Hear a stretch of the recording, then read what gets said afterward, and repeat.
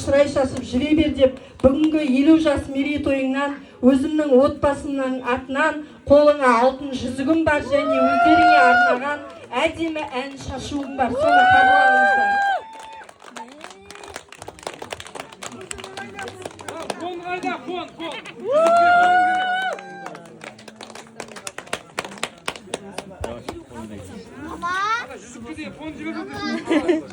Әдемі ән шашуымды қабыл алып бәріңіз